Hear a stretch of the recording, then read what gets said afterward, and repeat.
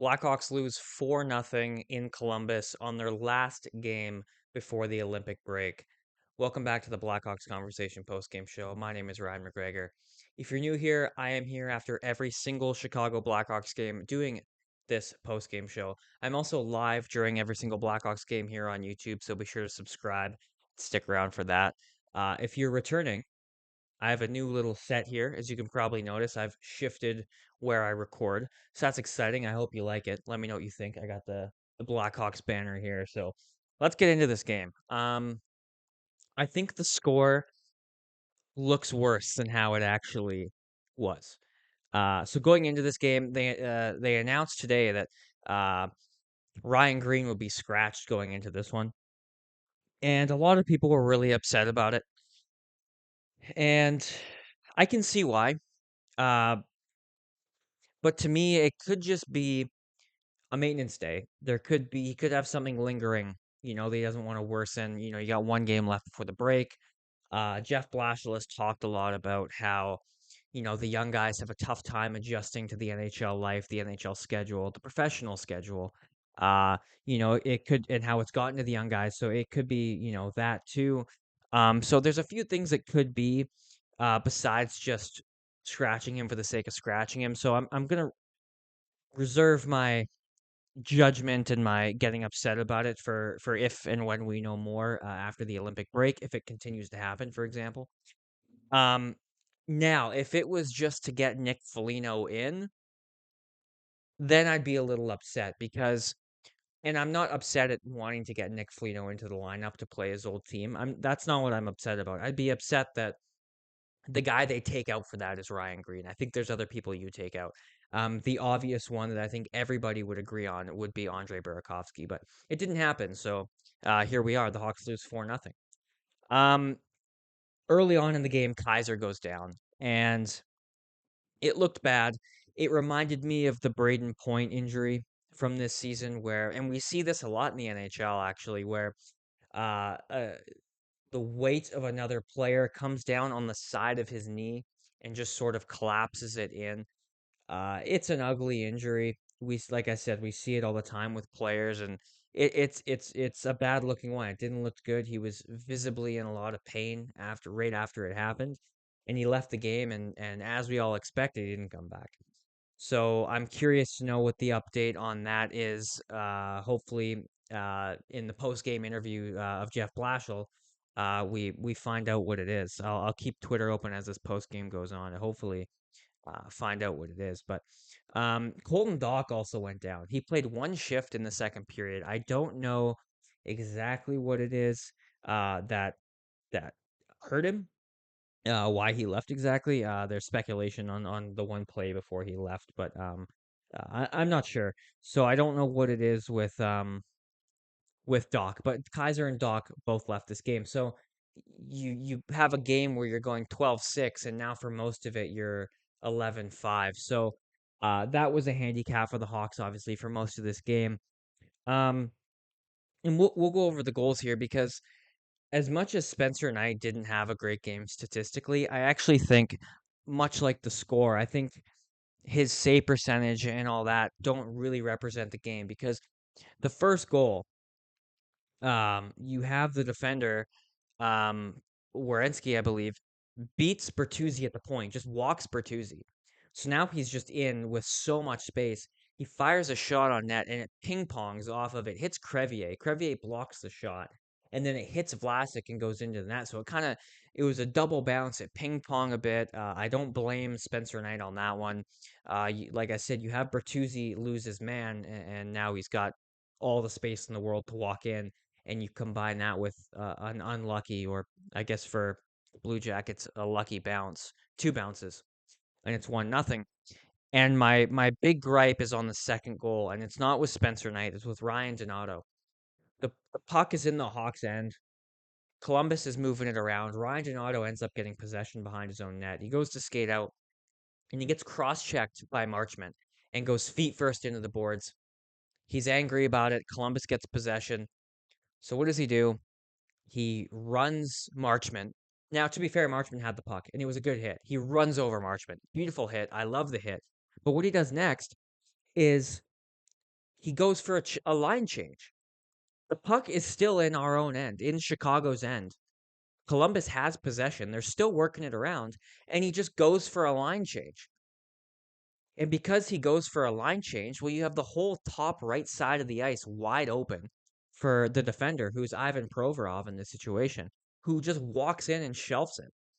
Sure, maybe you want to save from Knight there, especially with how he's played this year. You can maybe expect a save, but I don't blame him. That's all Ryan Donato. And I said it in the live stream tonight. There's certain players that you like to have playing angry. Connor Bedard, for example, is one of them. When he's angry, he scores goals and he puts up points and he does amazing things. But then you have a guy on the other side of the spectrum in Ryan Donato who I don't ever want to see play angry, because when he plays angry, he makes stupid decisions and he takes stupid penalties. And yeah, he didn't get a penalty there, but he made a stupid decision that directly resulted in a goal. So to me, that's on Ryan Donato, and that's an unacceptable, horrible change from Ryan Donato. Um, And so you go into the first intermission, uh, down 2-0. In the second period, Columbus makes it 3-0. You have a rare defensive zone turnover by Foligno. He tries to make a breakout pass to Ryan Donato. He throws it right to the feet of Ryan Donato. Puck gets turned over. You have a cross ice pass and a beautiful shot by Danton Heinen to make it 3-0. So another one where sure you could maybe ask for a save out of Spencer Knight on that one, but it's certainly not his fault. So you come out of the second period and shots on goal. I don't have them off the top of my head, but I believe the Hawks were leading in shots on goal. I know they had more shots in the second period. So you go into the third period, and the Hawks end up pulling their goalie with like 5 minutes to go, being down 3-0, and uh, Columbus gets an empty net goal, and it's off of a Bertuzzi turnover in the offensive zone. So if you've noticed, there's a bit of a theme here. Columbus's goals all came off of mistakes. They were able to capitalize on all their chances. And I think to me that was the difference in this game was you have Chicago who um has 3 power plays, and we'll get to the power plays. But they have 3 power plays they can't convert on. They're given 3 opportunities and they can't score. Columbus, on their first 3 goals, they're given 3 opportunities, and those opportunities are Chicago mistakes, and they're able to capitalize on them. So to me, the difference in this game was you had Jet Greaves, who played a good game. He deserved that shutout. He played a great game. Spencer Knight, not so much. But more so, it's you had one team that capitalized on chances and mistakes, and one team that didn't. And, that's going to happen from time to time. But what is really disappointing is Columbus was on the second half of a back-to-back. And, you know, you as much as the Hawks weren't like severely outplayed or clearly the worst of the two teams tonight, you'd still would like to see them come out with quicker legs and more speed and more um uh drive than the team who just played the night before, less than 24 hours ago. And you wouldn't have been able to tell watching this game that Columbus played the night before. If anything, you might have thought Chicago played the night before. Um, so that was really disappointing. Overall, it's just one of those games where, nothing really went horribly wrong. No one really had a really bad night. No one really had a great night.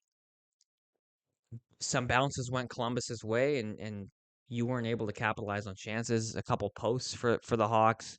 They ended the game, out shooting Columbus 21-20. They they kind of got worked in the faceoff dot. So, to me, this was just one of those games where the guys, they're ready to go on vacation tomorrow. That's they weren't there to play a hockey game. They're waiting until they can go on vacation tomorrow. That's pretty much what it was for them, and it's disappointing because this is a team that I think they believe that they still have um a chance to get into the playoffs, and then they come forward and give an effort like that because they have 3.5 weeks off coming up starting tomorrow, starting right now, really. We have enough update on Wyatt Kaiser. According to Jeff Blashill, he will likely be out a bit, in air quotes, a bit. Um, Kaiser will miss some time, and his status is to be determined, and the Colton Bach injury is minor. That's from Ben Pope, according to Jeff Blashill. So we have an update there.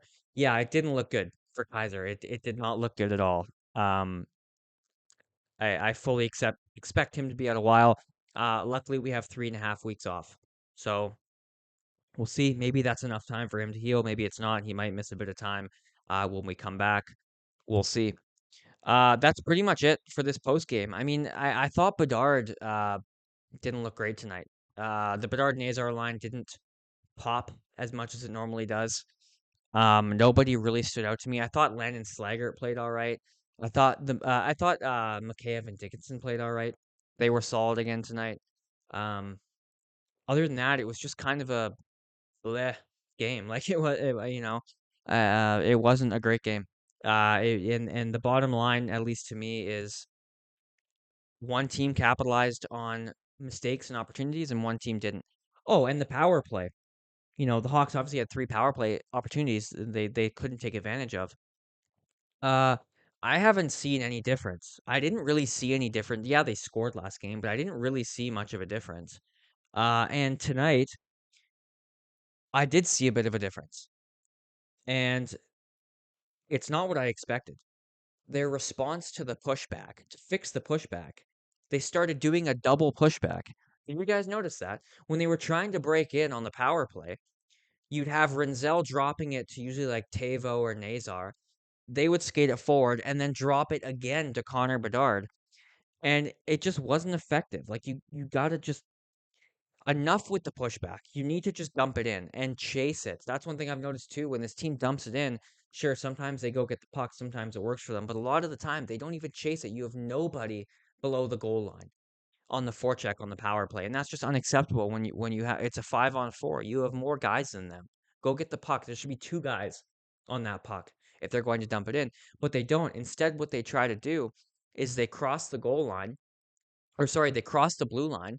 They go about a stride and a half over the blue line, and then they try to pass it, sometimes backwards, and they just put themselves offside. And if the pass isn't perfect, they're either putting themselves offside or they're turning it over because all of Columbus's guys are stacked on the blue line. Um, so the power play needs this break. They need to change something. Um, it's not working.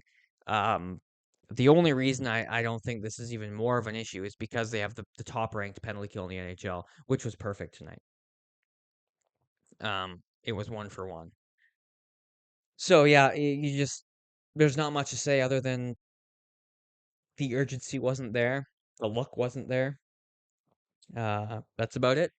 Let me know in the comments what you guys thought of this one. I'll be back.